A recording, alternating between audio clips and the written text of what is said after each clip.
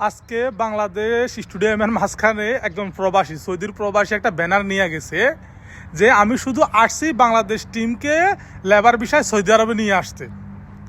সে একটা ব্যানার নিয়ে আসছে যেটা আপনারা উপরে দেখতে পারতেছেন।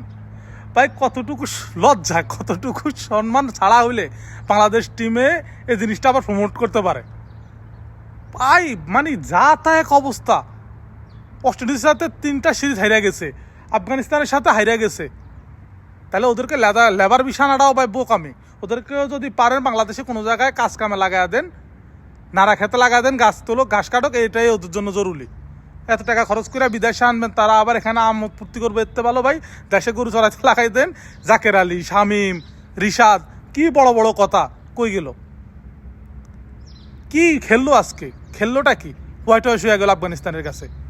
এই টিমে সাপোর্ট করতে হবে, খারাপ লাগে, বিশ্বাস করেন, এই টিমে সাপোর্ট করতেও খারাপ লাগে।